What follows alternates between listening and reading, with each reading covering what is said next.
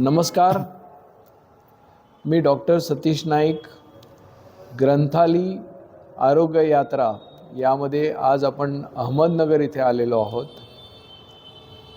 या कार्यक्रमाच्या अंतर्गत आपण वेगवेगळ्या प्रतिथयश ज्यांनी खूप जास्ती आयुष्यात काहीतरी मिळवलं आहे अशा डॉक्टरांच्या मुलाखती घेत असतो. सुदैवानं आज आपल्याला असेच एक अप्रतिम प्रतिथयश आणि ज्यांचं समाजाशी कायम नातं जोडलेलं आहे असे डॉक्टर वसंत कटारे आपल्याकडे आलेले आहेत. त्यांनी बरंच काही केलं आहे, त्यामुळे प्रथम त्यांची ओळख करून घेऊ. नमस्कार सर. कार्यक्रमात आल्यानंतर बद्दल खूप खूप धन्यवाद. तुमचं जेवढाला मी सगळं बॅकग्राऊंड बघत होतो तेव्हा एक गोष्ट लक्षात आली की एक माणूस लोणीसारख्या गावात जन्माला येतो, त्यानंतर मग तो नक्कीच तुम्ही अभ्यासात हुशार असणार, कारण त्यानंतर तुम्ही नाशिकला गेला, तिथे पण इथल्या जिल्ह्यात पहिले प्रथम आलात, त्यामुळे तुमचं कुठेतरी लोकांना कळलं की हा ही व्यक्ती आता हुशार आहे. त्याच्यानंतर तुम्ही नाशिकला जाऊन पुढचं शिक्षण घेतलं, मग थेट मुंबईसारख्या महानगरीत गेलात आणि तिथलं सगळं होतं. जरा हा प्रवास थोडा उलगडून सांगाल का आम्हाला? प्रवास इंटरेस्टिंग आहे. ॲक्च्युली जेव्हा मी लोणीत शिकलो इयत्ता 7वीपर्यंत, तेव्हा लोणीची लोकसंख्या 2-3 हजार वगैरे असेल. आता लोणी खूप मोठं झालं मेडिकल कॉलेजमुळं वगैरे, पण तेव्हा 3-4 हजार लोकसंख्येचं गाव. दिवसातून 4 बसेस यायच्या गावामध्ये. अशा ठिकाणी मी कंदिलाखाली अभ्यास करणं म्हटलं की उगाच मी मोठा होईल, तसं नाही. आमच्या गावात लाईट नव्हती जेव्हा मी 7वीत लोणी सोडलं तेव्हा.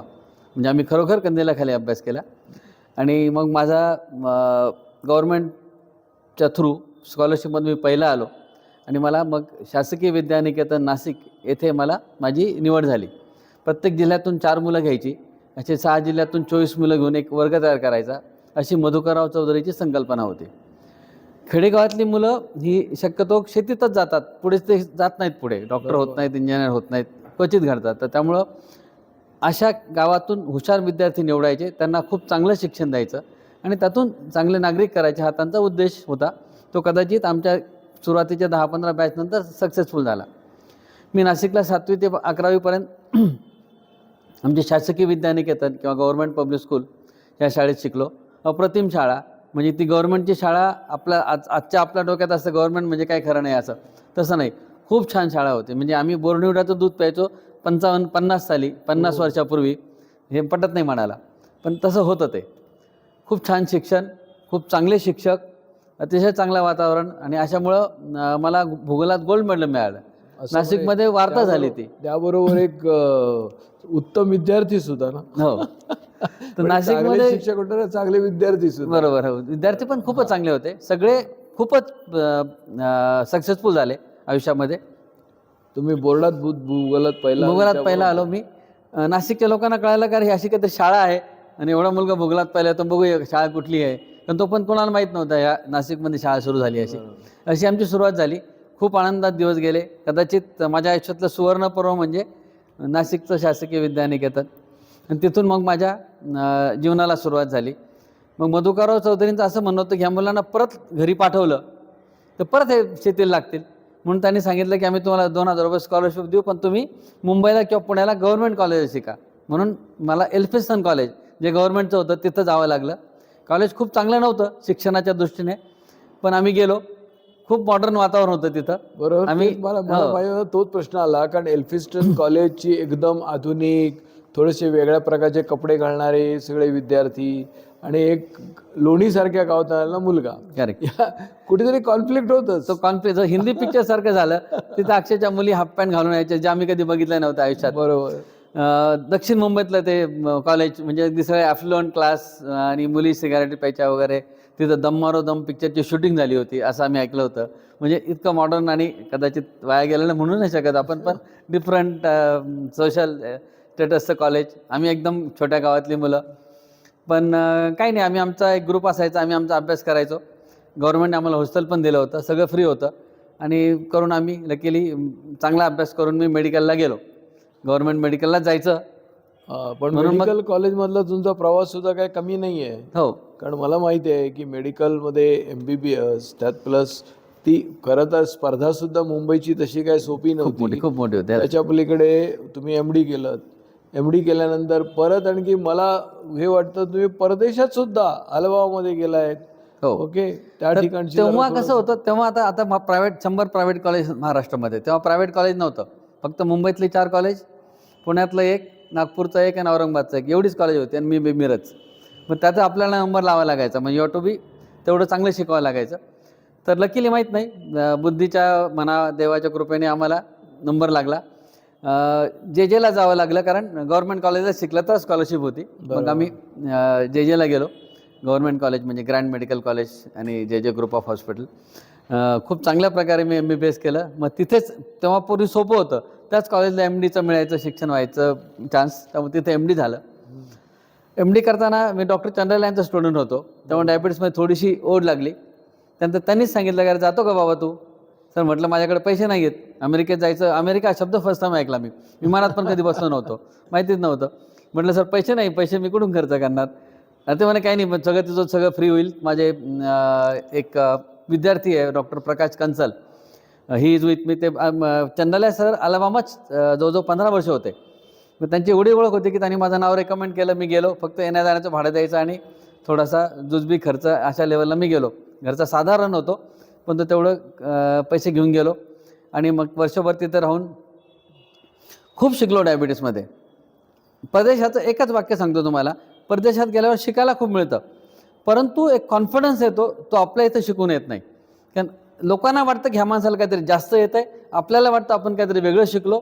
तसं काय खूप तसं नसतं ते, परंतु तो कॉन्फिडन्स तुमच्या चेहऱ्यावर दिसतो ना पेशंटला, तो डेफिनेटली तुम्हाला खूप वरनं येतो. असं माझ्या शिक्षणातून मला जाणवलं. डायबिटीसमध्ये खूप शिकलो मी, जे त्यावेळेस कदाचित मला इथं नसतं शिकायला मिळालं. सरांची कृपा होती आणि मग सरांनीच माझ्या दवाखान्याचं उद्घाटन केलं.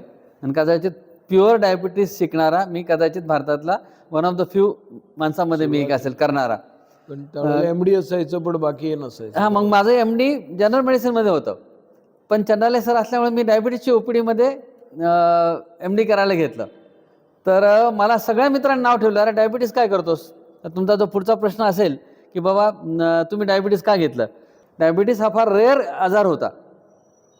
Even heart attack, blood pressure हे फार कमी कॉमन आजार होते. आता हे इतकं वाढलं आहे. त्यावेळेस मी जेव्हा घेतलं, सर्वांनी आश्चर्य वाटलं, अरे जनरल मेडिसिन सोडून तू डायबिटीसमध्ये का पडतोस? परंतु काही कारणास्तव मी ते घेतलं. मला राहायला रूम मिळावी अशा एक छोट्या छोट्या कारणास्तव. आणि आज कदाचित त्यामुळं मी एवढा मोठा झालो. देवाच्या मनात काहीतरी असतं ते घडवून घेतो आपल्याकडून, तसा प्रकार असावा तो. त्याचबरोबर तुम्ही ऑस्ट्रेलियात सुद्धा शिकलेला, ते पण मला माहीत आहे. येस, तिथं न्यू कॅसल म्हणून एक युनिव्हर्सिटी आहे, तिथं मी परत डायबिटीसचा डिप्लोमा केला. नंतर मी जिनिवामध्ये पण ॲक्रेडिटेशन कोर्स केला डायबिटीसमध्ये. आणि मग मी डायबिटीसमध्ये माझं पूर्ण आयुष्य वाहून घेतलं. आजही मी बऱ्याच ठिकाणी माझे शोधनिबंध वगैरे होते, हंगेरीला आणि वेगवेगळ्या ठिकाणी. आणि आय एम एन्जॉईंग डायबिटीस, एवढं नक्की. मला मात्र तुमच्या आयुष्यामध्ये 25 हा आकडा काहीतरी सांगतोय असं नेहमी वाटत आलं. तुम्ही म्हणाला ती जगभर तुम्हाला आता फिरलात जवळपास. एक बाजूला ऑस्ट्रेलिया, दुसरं युरोपमधला जिनिवा, तिथे अमेरिका, म्हणजे एक प्रकारे परदेशात तुम्ही जवळपास 25 देशात फिरलात. अनेक प्रकारचे कॉन्फरन्सेस, अनेक गोष्टी तुम्ही केलेल्या आहेत. तर मला थोडंसं विचारण्यासारखं उत्सुकता आहे की लोणीसारख्या गावात तिथे मला नाही वाटत तुम्ही, मला वाटतं मराठी माध्यमातून शिकला असाल. शुद्ध मराठी. येस. तर शुद्ध मराठीतून हे सगळं ॲडजस्टमेंट करणं कठीण नाही गेलं? मुंबईला एल्फिस्टन कॉलेजमध्ये गेलो तेव्हा कठीण गेलं, कारण तेव्हा जगाचं एक्सपोजर नव्हतं. पण मग एल्फिस्टनमध्ये शिकलो. मुंबईची थोडीशी हवा लागली, मुंबईचं थोडंसं बोलणं वगैरे, तो आपण म्हणतो ना, तो एक तो टच यावा लागतो, तो आला. आणि मग थोडंसं इंग्लिशमध्ये बोलण्याची सवय झाली. अमेरिकेत जेव्हा फर्स्ट टाईम मी गेलो तेव्हा माझ्या मित्राकडे राहिलो 15 दिवस, कारण त्याचं म्हणलं होतं की अमेरिकेत ॲक्सेंट वेगळा असतो, तुला त्या लोकांचा इंग्लिश कळणार नाही, तू माझ्याकडे 15 दिवस राहा. त्याकडे मी आधी 15 दिवस राहिलो. मग त्याने मला बर्मिंगहॅमला नेऊन सोडलं. म्हणजे तसं अवघडच होतं लोणीतून बर्मिंगहॅमला जाणं, बट परिस्थितीप्रमाणे मित्रांनी मदत केल्यामुळं आणि झालं सगळं. म्हणजे एव्हरीथिंग व्हेरी गुड. कुठेतरी तुमचा तो ॲब्झॉर्बिंग स्वभाव आहे ना, तो पण त्याला कारणीभूत. कारण मी जेव्हा असा विचार करतो की गाव 2000 वस्ती म्हणजे फार नव्हे, अशा वस्तीच्या गावातून तुम्ही थेट एकदम मोठ्या पडद्यावर उचार म्हणजे आपण म्हणतो ना टी व्ही सिरियलमध्ये पहिल्या भरगुळा काम केल्यानंतर मोठ्या सिनेमात वगैरे हे मिळेल, तुम्ही तिथे सुरुवातच अशी जोरदार केलीत की डायरेक्ट मोठ्या पडद्यावर. नशीब, दुसरं काही नाही. हां, तर मगाशी आपण बोलतोय 25चा आकडा, बरोबर. तुमचं जे करिअर अनेक प्रकारे घडलेलं आहे. पहिली गोष्ट म्हणजे तुम्ही इथे आलात. मला आणखी एक गोष्टीचे कौतुक वाटतं, तुमच्या ॲक्च्युली तुम्हाला मुंबईमध्ये विदा करायला स्वतः पद्मश्री डॉक्टर विखे पाटील होते. हो, हां, मग त्याची कारण जरा ते कहाणी आम्हाला ऐकायला दोन- आवडेल ना. म्हणजे इंटरेस्टिंग कहाणी आहे ती. 2000 लोकवस्तीचं गाव. तिथल्या आपल्या आता ते माझ्या आजोबांसारखे होते, माझ्या आजोबांचे मित्र होते. ह्या मुलाला मुंबईला ॲडमिशन मिळाली. लोणीतला मी पहिला मुलगा मुंबईला शिकायला चालल्याबद्दल अतिशय गावात कौतुक. माझ्या आजोबांनी एक फार गरीब होतो, म्हणजे फार श्रीमंत नव्हतो, एक रावळगावच्या गोळीचा बॉक्स डब्बा घेतला आणि मुलांना 2-2, 4-4 गोळ्या वाटल्या. आता आपल्याला ते वाटतं की हे काय, पण that was a great thing at that time. बरोबर. आणि मला मुंबईच्या गाडीत बसवायला, आमच्याकडे श्रीरामपूर मुंबई म्हणून गाडी होती जी वाया लोणी जायची, तिथं पद्मश्री विखे पाटील स्टँडवर आले मला सोडायला. 10-15 त्यांचे मित्र, आमचे आजोबा आणि सगळे मला सोडायला आले. म्हणजे त्यावेळेस एवढं कौतुक होतं. It was so rare to go to Bombay for education. बरोबर. त्यामुळं मग ते कौतुक झालं सगळं. ते आता डॉक्टर वसंत कट्यारेंनी अचीव केलेलं आहे तिथपर्यंत. म्हणजे गावातला पहिला मुलगा मुंबईत जाऊन शिकणारा, करेक्ट. इथपासून सगळी सुरुवात आहे. थोडीशी माझी पुढची माहिती देतो. तुम्ही जेव्हा अमेरिकेत अलाबामाला शिकायला गेलो हां, तेव्हा कॉम्प्युटर इंजिनियर नव्हतं. हे आपण जे करतो ना ईमेल, काहीच नव्हतं, नथिंग. तेव्हा मोबाईल फोन पण नव्हता. तर जेव्हा माझा नंबर लागला, संडाला सर म्हणजे जातो का, त्यांनी सगळी यंत्रणा केली. मी तिकीट काढलं, जे महाग वाटलं मला तेव्हा खूप, पण ठीक आहे काढलं. मी जेव्हा एअरपोर्टला गेलो, मला सोडायला 50 लोक आले. अगदी म्हणजे माझी बहीण राहते, तर त्यांच्याकडे झोपले ते, काही गर्दी करून मला सोडून परत न्यायला परत तेच 50 लोक आले. हो. आणि ते जुन्या हिंदी पिक्चर बघतो ना आपण, आल्यावर हार घालायचं वगैरे तसा प्रकार होता. म्हणजे इट वॉज सो रेअर आणि इट वॉज सो फार अनकॉमन होतं अमेरिकेत जाणं. आता लोकांना ते कळणार पण नाही काय, नाही, हो. आता एवढा विमान प्रवास सहज झालेला आहे. हो हो. आता त्यावेळेस पण इट वॉज व्हेरी न्यू. आणि झालं माझ्या याच्याने, चांगलं झालं. आणि देवाची कृपा आहे. नाही तर डायबिटीसारख्या विषयावर जेव्हा काहीच त्याला स्कोप नव्हता, अशा विषयात MD मी केलं. आणि आता आज वन ऑफ द खूप मोठा विषय डायबिटीस. म्हणजे आज सगळ्यात जास्त मोठा आजार असणारा मोठा आजार म्हणजे डायबिटीस. घरटी एक डायबिटीस आहे. येस. पण त्याचबरोबर तुम्ही आपली नाळ तुटू दिलेली नाही. तुम्ही डायबिटीसबद्दल करत होताच, पण मगाशी म्हटल्यासारखा 25चा आकडा तो तुमची काय पाठ सोडत नाही. बरं.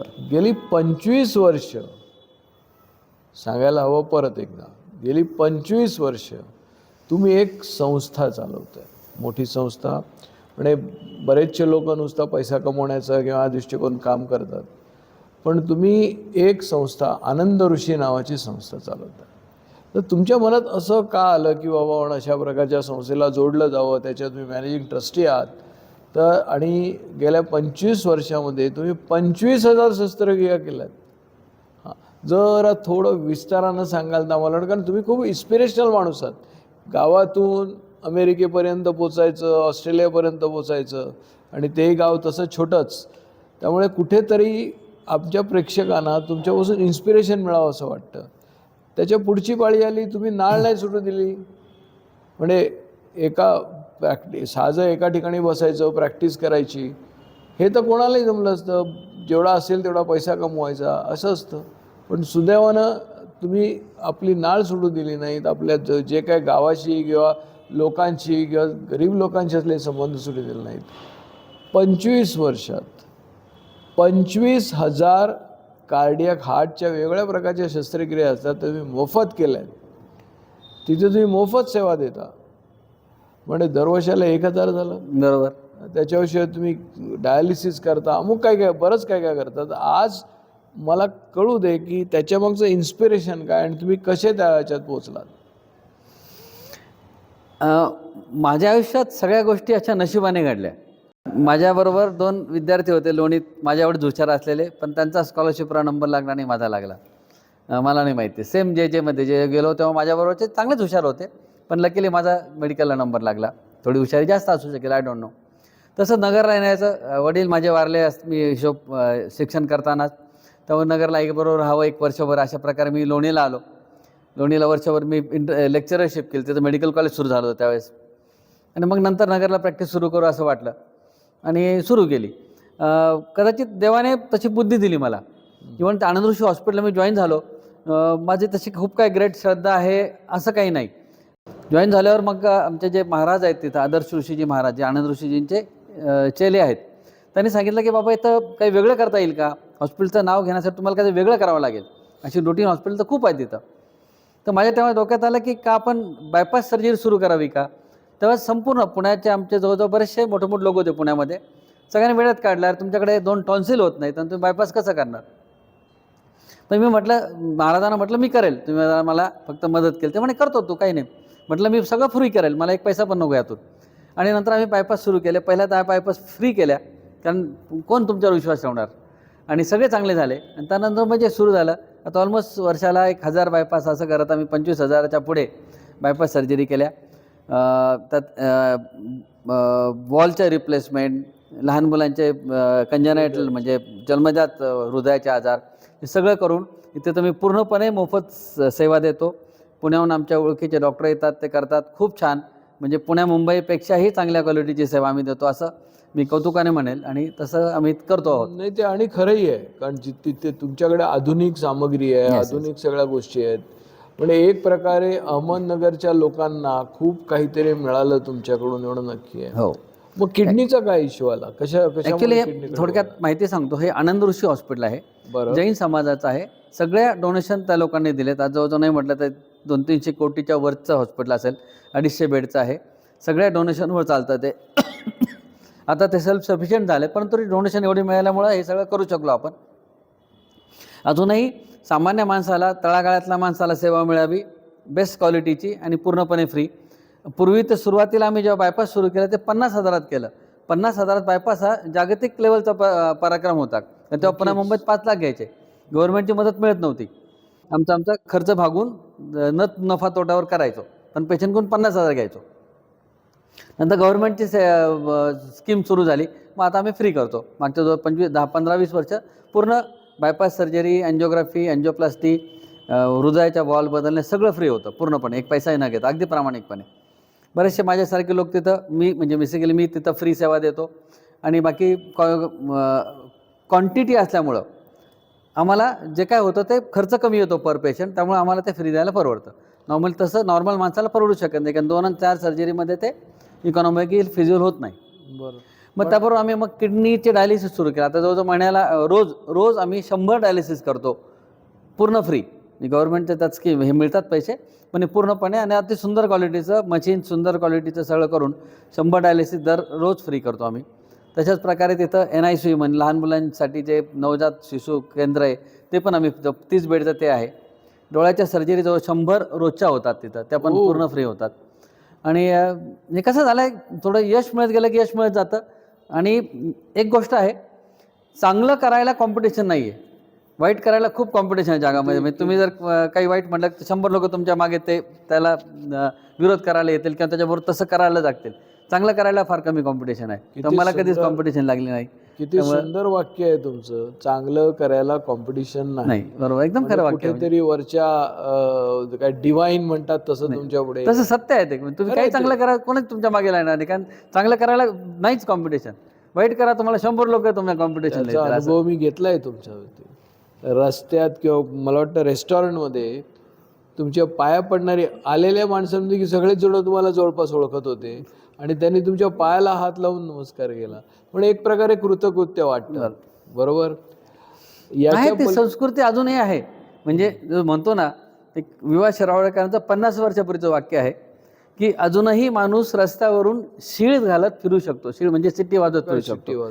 म्हणजे तेव्हा सुद्धा वाटत होतं की आता जग बदललंय, आता कोणी पण मारेल, फोकसेल. तसं नाहीये. 50 वर्षापूर्वी शिरवाडकरांनी सांगितलं की अजूनही माणूस रस्त्यावरून शीळ घालत फिरू शकतो. मग अजूनही चांगुलपणा तेव्हाही होता, आताही आहे. मे बी कमी असेल, जास्त असेल, पण तुम्ही चांगले असाल तर सगळं जग चांगलं आहे. आणि तो अनुभव तर सदैव आपल्याला येतोच. बरोबर. आणि करत राहावं, काहीतरी देव देत राहतो आणि चांगलं चालतं सगळं. देव देत राहतो, त्याबरोबर कुठेतरी एक विश्वासार्हता निर्माण करायला लागते. उगाच कोणीतरी काहीतरी करायला येत नाही, उगाच कोणीतरी डोनेशन देत नाही. देवा त्यांना कळतं की हे सगळं योग्यच जागी चाललेलं आहे, म्हणून मिळतं, तेव्हा बरोबर. तसंच सगळं होतं. मला आता म्हणजे कारण मला तुमच्या बद्दल आणखी एक गोष्ट माहिती आहे, तुमची मुलंसुद्धा हुशार निघाली. ते पण डिवाईन असेल का? अगदी डिवाईनच आहे ते. आपल्या हातात काहीच नसतं, आपल्या माहीत फक्त जीन्स असतात. माझ्या मोठ्या मुलाने कार्डिओलॉजी केलं, DNB म्हणजे सगळ्यात म्हणजे MBBS MD आणि कार्डिओलॉजी करून मेरिटवर एक पैसाही खर्च न करता, हे देवाची मी जी काय सेवा थोडीफार करत असेल, आय डोंट नो, त्याचं फळ असेल मला. एक पैसा नाही देता तो DM कार्डिओलॉजी झाला. आज एक जर तुम्ही डोनेशन देऊन DM व्हायचा तर 5 ते 7 कोटी रुपये लागत असावेत, इतका अवघड आहे. आणि तो अतिशय सुंदरपणे, आणि नशिबाची गोष्ट म्हणजे तो नगरमध्येच आला, त्याच्या मनाने त्याला आणलं. आमची तर फार इच्छा होती, पण luckily he has chosen Nagar for is settlement and for is future. माझ्या दुसऱ्या मुलाने पण MS ऑफ्थॅल्म केलं. त्याने शंकरनेत्रासारख्या सगळ्यात जगातल्या मोठ्या हॉस्पिटलमध्ये काम केलं. ते पण फार रेअर आहे, म्हणजे लाखातून 10 लोकांना तिथं मिळतं. त्याचं मिळालं. मग त्याचं लंडनला सिलेक्शन झालं. तरी पण त्याने ठरवलं की आपण मुंबई फिरलो, आम्ही पुणा फिरलो आणि नगरमध्ये करायचं ठरवलं. आणि सगळ्यात मला माहिती नाही त्या कशा देवाची कृपा आहे की नाही, तुम्हाला म्हटलं नशिबाने घडतं. दोन्ही मुलं नगरला आली आणि आजच्या जगामध्ये दोन्ही एवढी सुशिक्षित मुलं, एवढी शिकलेली म्हणजे प्रगल्भ शिकलेली मुलं तुमच्याबरोबर राहणं, ही मला माझ्या आयुष्यातली सगळ्यात मोठी अचिव्हमेंट समजतो. पक्कच, नक्कीच. तर आणि त्याच्यात कदाचित असंही असेल की तुमची सेवा, तुमच्या सगळ्या गोष्टी ते पाहतायत आणि कुठेतरी एक आदर्श बाप म्हणून त्यांच्या मनामध्ये कुठेतरी रुजलं जातंय. त्याचा कुठेतरी सगळीकडे संबंध असावा मला शक्यता आहे, वाटतो. पण घडवलं देवाने, घडून आणलं आणि छान चाललंय सगळं. भविष्यात आनंद ऋषीमध्ये आणि काही प्लॅन्स आहेत? प्लॅन्स बरेच आहेत. आता आनंद ऋषीच्या संस्थेतून एक मोठी युनिव्हर्सिटी सुरू करतायत, वर्धमान महावीर युनिव्हर्सिटी म्हणून. तिथं मुलांना चांगलं शिक्षण द्यायचं, बेस्ट क्वालिटीचं, असं आहे. वेगवेगळे कॉलेज चाललेलं आहे. हॉस्पिटलचं म्हणाल तर डायलिसिस चालू आहे, रिनल ट्रान्सप्लांट सुरू करावं असा विचार आहे. आता हृदयात पण एवढं काम करतो की पुढचे जसे हार्ट ट्रान्सप्लांट करणे या गोष्टी पण इझिली होऊ शकतात. थोडं त्याला यंत्रणा लागेल, थोडं एक्सपर्टीज लागेल, पण ते आम्ही आणू शकतो. अशा गोष्टी आहेत डोक्यात सगळ्या. माझ्यातर्फे तुमच्या दोन्ही मुलांना खूप खूप आशीर्वाद. भविष्यात तुमच्यासारखी ते मुलंसुद्धा पुढे जातील, भरपूर काय करतील, चांगली हे आहे. आता मला थोडंसं तुमच्याकडून एक गोष्ट हवी आहे. आताच्या मुलांपुढे आदर्श नाहीत, ही सत्याची गोष्ट आहे. त्यामुळे ते आदर्श व्हावेत किंवा काय तसं राहून त्यांना काहीतरी संदेश वगैरे द्याल का? त्यांना असं सांगा की बघा, असं काही अडचणीचं नसतं. एका लहान गावातून आलेला माणूस आज जगभर सगळीकडे फिरतो, सगळ्याकडे जगामध्ये भाषणं देतो. असं जरा थोडंसं लोकांना सांगाल, कारण तुमच्यासारखे आदर्श आता देशाला हवे आहेत, त्याशिवाय ते होत नाही आहे.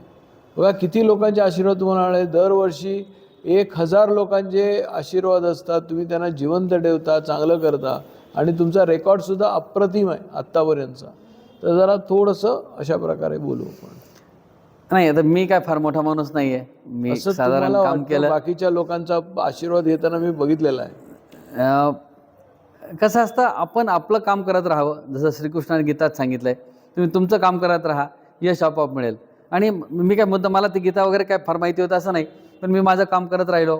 जेवढी देवाने बुद्धी दिली ती करत राहिलो. देवाने जसं सुचवलं, जा बाबा आनंद ऋषीत काम कर, मी तिथं जाऊन करायला लागलो. असं करत करत मी माझं करत गेलो. लोकांनी ते ॲक्सेप्ट केलं, देवाने माझ्याकडून ते कार्य करून घेतलं असं म्हणा. तर माझं काय तसं काय खूप मोठी श्रद्धाबिद्धा असे काही नव्हते, पण ते कार्य माझ्या हातून घडलं.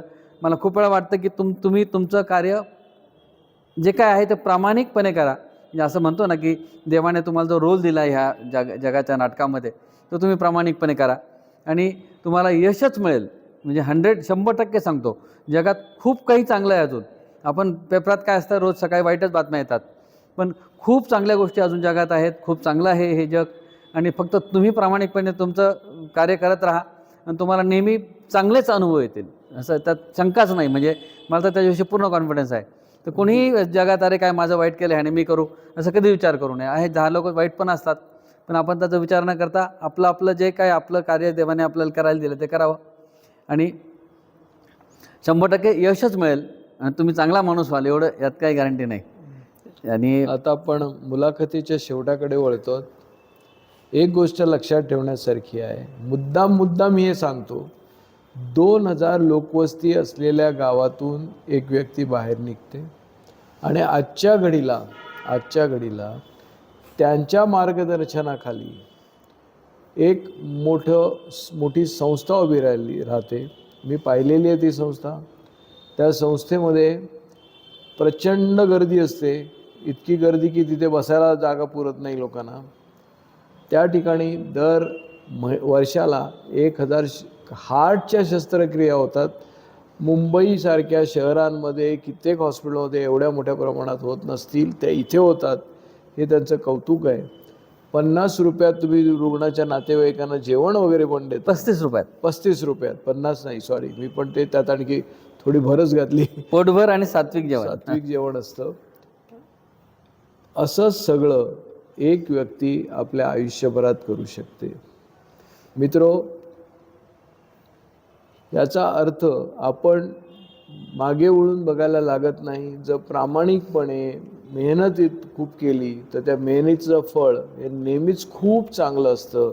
हे आपल्यासमोर आज वसंत कटारिया यांनी पूर्णपणे उलगडून सांगितलं. आता मी डायबिटीजची प्रॅक्टिस करतो म्हणून 1-2 डायबिटीज विषयी बोलतो, 2 शब्द. जरूर नाही, भरपूर बोला. हां, आता हा डायबिटीस होतो जेव्हा मी डायबिटीस शिकायला घेतलं तेव्हा डायबिटीस शिकणं हे चुकीचं होतं. घेऊ नको रे बाबा तू. फक्त चन्नाले सर डायबिटीसमधून अमेरिकेतून करून आले म्हणून मला त्यांच्याविषयी इम्प्रेशन झालं. पण कोणालाच मान्य नव्हतं मी डायबिटीस घेतलं. आणि आज डायबिटीस एवढा वाढला. मला डायबिटीस शिकून जवळ 40 वर्ष झाली. 40 वर्षात अक्षरशः 40 पट डायबिटीस वाढला असावा असं मला वाटतं. आणि ह्याचं सगळ्यात मोठं कारण म्हणजे आपली बदललेली जीवनशैली. बेसिकली सेकंड वर्ल्ड वॉरनंतर आपल्याला स्वातंत्र्य मिळालं आणि त्यानंतर खूप गरजा वाढल्या. म्हणजे जसं मी प्रथम मुंबई बघितली, लोणीतल्या कोणीच मुंबई बघितली नव्हती. पण असं झालं की प्रत्येकाला प्रत्येक गोष्ट माहिती आहे. त्यामुळे गरजा एवढ्या वाढल्या की साधी गाडी नाही चालत, आपल्याला मोठी गाडी पाहिजे, सायकल नको, मोटरसायकल पाहिजे. असं प्रत्येकाने गरजा खूप वाढवल्या. कारण देखादेखी झालं ते, तुझ्याकडे हे, मला हे पाहिजे. पुरी त्यामुळे गरजा वाढल्यामुळे अपेक्षा वाढल्यामुळे दुःख वाढलं. जर तुमच्या ह्या पैशामध्ये तुम्ही सुखात जगू शकत असाल तर काहीच प्रॉब्लेम नव्हता. पण तसं झालं नाही. प्रत्येक वेळेस मी 10 रुपये कमवतो, मला 20 रुपयेच पाहिजेत खाण्यासाठी. हा सगळ्यात मोठा प्रश्न होता. आणि मग ते 10चे 20 कमवण्यासाठी खूप कष्ट करावं लागतात, खूप टेन्शन घ्यावं लागतं. आणि जे काय आयुष्य आहे हे सगळं स्ट्रेसमध्ये जातं आहे. म्हणजे आता लहानपणी विटी दांडू खेळायचो. खेडेगावात काय 200-2000 लोक बसतात, काय करायचं? विटी दांडू, काहीतरी गोट्या खेळ, हे खेळ, ते खेळ, काही नो कॉस्ट गेम्स होते. आता माझ्या नातवांना मला अक्षरशः 50,000चे गेम आणून द्यावे लागतात. कारण एवढं कॉस्ट वाढली. गेम तोच आहे, आनंद तोच मिळतो. 1 पैशाचा आनंद माझ्यापेक्षा जास्त तो मिळू शकत नाही. पण तो फुकट होता. आता 50,000 रुपयांनी तो गेम विकत घेतला जातो. तर अशा गरजा वाढल्यात आणि त्यामुळं भयानक कष्ट करावे लागतात. नॉर्मल तुम्ही कमवलेल्या गोष्टीत होत नाही. त्यामुळं एक सगळ्यात महत्त्वाचं म्हणजे लाईफस्टाईल बदलली पाहिजे. तुमच्याकडे जे आहे त्यात सुख माना आणि आनंदात राहा. हा सगळ्यात मोठा प्रॉब्लेम. तुम्ही जेवढं मोठं व्हायला बघाल तुम्ही कधीच होऊ शकणार नाही. आणि त्या पळत केव्हा तरी थकून कुठला तरी आजार होईल. आणि सगळ्यात महत्त्वाची आत्ताची गोष्ट म्हणजे आपलं जेवण बदललं आहे. जेवण म्हणजे पूर्वी जे आपण खायचो, म्हणजे लोणी गावात आम्ही अक्षरशः भाकरी, भाजी, पोळी, वरण, भात हे सोडून कधी आम्हाला मिठाई माहीत नव्हती. दिवाळीच्या दिवशी घरात मिठाई आली तर ती मिठाई, नाहीतर नाही. आणि दुसरं म्हणजे जे जेवणाविषयी जो आदर होता, मला हे फार महत्त्वाने आकारत, तो आदर राहिलेला नाही. आता एव्हरीथिंग इज फास्ट. म्हणजे पूर्वी जे होतं ना की वदनी कवळ घेता नाम घ्या श्रीहरीचे, सहज हवन होते नाम घेता पुकाचे, जीवन करी जीवित्वा अन्न हे पूर्ण ब्रह्म, उदर भरण नो हे जाणीचे यज्ञ कर्म. ही जी संकल्पना आहे आपल्या सनातनी धर्मात म्हणावं, संस्कृतमध्ये म्हणावं, हिंदू धर्मात, आय डोंट नो व्हॉट, परंतु ती संकल्पनाने जेवलं जायचं आणि मग ते जेवण पचायचं आणि मग त्यामुळे तुम्हाला आजार व्हायचे नाहीत. हे का बरं? हा डायबिटीस 40 वर्षापूर्वी नव्हता ना आता एकदम 40 पट का वाढला? म्हणजे पूर्वी मी जेव्हा शिकलो तर डायबिटीस हा फक्त खुर्चीवर बसलेला माणसाला व्हायचा. आता माझ्याकडे शेतातली माणसं मेंढऱ्या मागे फिरणारे, जो माणूस मेंढरा मागे फिरतो ना तो 25 किलोमीटर रोज फिरतो, त्याला डायबिटीस होतो. म्हणजे आता काय राहिलं असं? तर जीवनशैली बदलली, जेवण बदललं. मुख्य म्हणजे जे उदरभरण, जे म्हणजे सात्विक जेवण नाही राहिलं, आता सगळं फास्ट फूड झालं. आणि तिसरी गोष्ट म्हणजे व्यायामाचा भरपूर अभाव झाला. कारण प्रत्येक गोष्टी भरपूर आहेत, म्हणजे लगेच सायकल, लगेच मोटरसायकल, लगेच गाडी, असं ते पूर्वी नव्हतं. या 2-3 गोष्टीमुळं आणि गरजा वाढल्या, ही फार मोठी गोष्ट आहे असं मला वाटतं. आता तुम्ही इतकी वर्ष डायबिटीसची प्रॅक्टिस करताय, तुम्हाला असं जाणवत आहे का की डायबिटीज दिवसेंदिवस तरुण मंडळीमध्ये येतोय? खूप खूप खूप त्याच्यापुढे डायबिटीस हृदयाचे नाही, प्रश्न वाढतायत. डायबिटीस पण, हार्ट अटॅक पण आणि ब्लड प्रेशर ह्या 3 बहिणी आहेत एकत्र. ज्याला डायबिटीस होतो त्याला कधीतरी ब्लड प्रेशर होणार, त्याला कधीतरी हार्ट अटॅक येणार किंवा हार्टचा आजार होणार. आणि या तिन्ही गोष्टी एकत्र सगळ्यात महत्त्वाचं कारण म्हणजे ही जी जीवनशैली बदलली आणि दररोज बदलते. तुम्ही बघा, एक 10 वर्षापूर्वी पिझ्झा नव्हता मिळत इंडियामध्ये, आता प्रत्येक ठिकाणी पिझ्झा मिळतो. 20 वर्षापूर्वी पावभाजी नव्हती, आता पावभाजी आली. म्हणजे फास्ट फूड कल्चर हे 40 वर्षापासून सुरू झालं, पण आता ते अति वाढलं आहे. अति वाढलं म्हणजे प्रत्येक लहान मुलाच्या वाढदिवसाला पिझ्झाचीच पार्टी असते आता. तसं नव्हतं पूर्वी. त्यामुळं खूप अवघड झालं आहे. आणि ह्या प्रकारामुळं खूप लहान मुलांमध्ये डायबिटीस व्हायला लागला.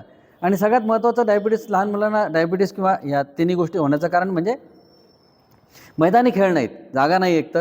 आणि एवढी कॉम्पिटिशन की त्याला तर खेळायला आईवडील पाठवतच नाहीत. बाबा तो अभ्यास कर, ट्युशन लाव, हे कर, ते कर.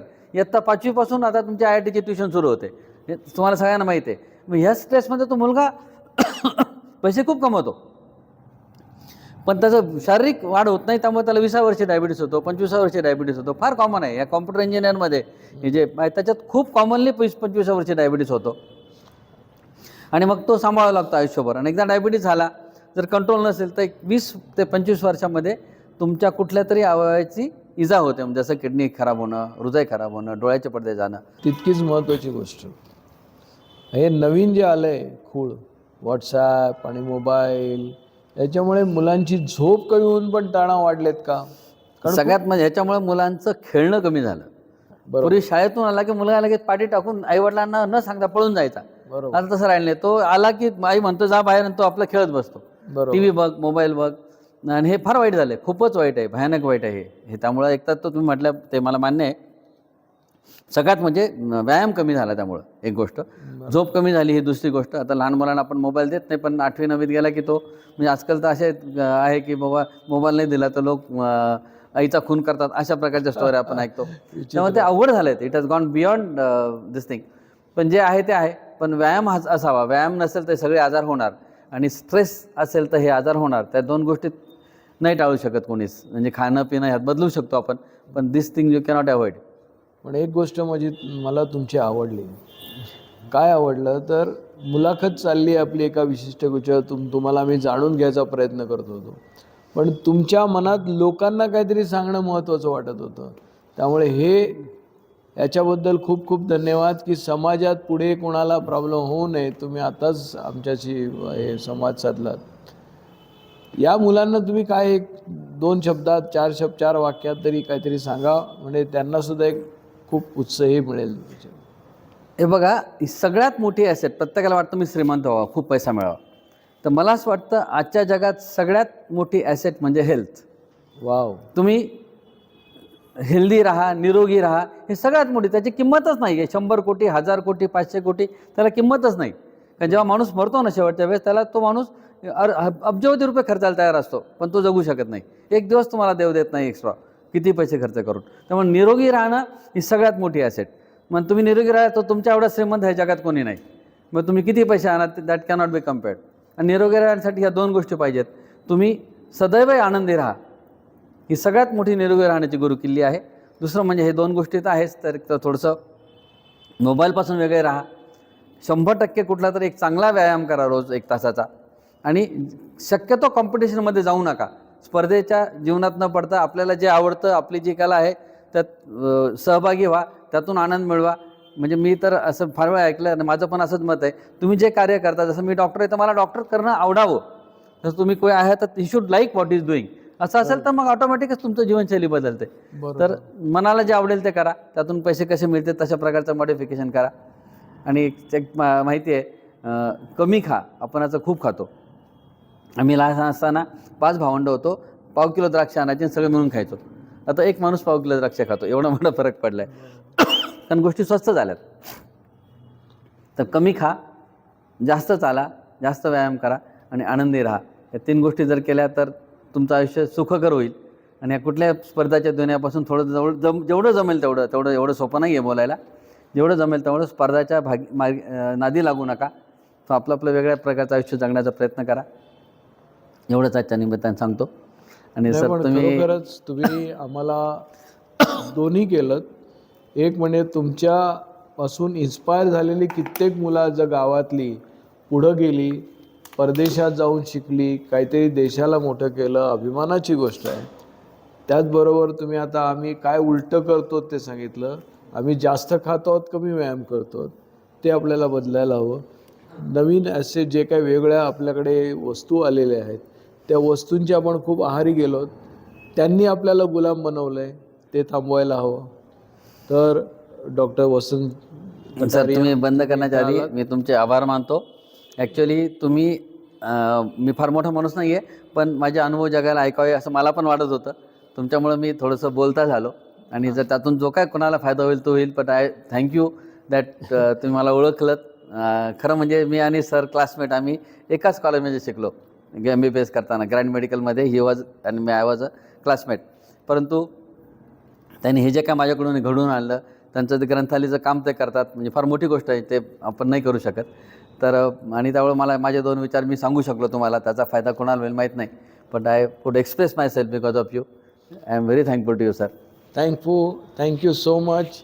मी तुम्हाला सांगतो की आम्ही शहरामध्ये मुलं होतो, शहरातल्या मोठ्या शाळांमध्ये शिकलो, पण अगदी छोट्याशा ह्याच्यातून सुद्धा तीच किंवा त्याच्यापेक्षा अधिक प्रगती करता येते, हा मुद्दा आपण आपल्या डोक्यात ठेवूया. त्याप्रमाणे आपण आपली प्रगती करूया आणि पुढे जाऊया. या निमित्तानं वसंत कटारिया यांचे खूप खूप आभार मानतो. ग्रंथालयाने मला ही संधी दिली, याबद्दल मी पण धन्य झालो, कारण त्यांचं कार्य मला प्रत्यक्ष डोळ्यांनी पाहता आलं. तर कृपया याच्यापासून काहीतरी आपण शिकूया. एक आदर्श आपल्यासमोर ग्रंथालयाने मांडला आहे, त्याच्यापासून काहीतरी बोध घेऊन आपण पुढे जाऊया. आजची मुलाखत इथंच थांबवतो. धन्यवाद. धन्यवाद. नमस्कार.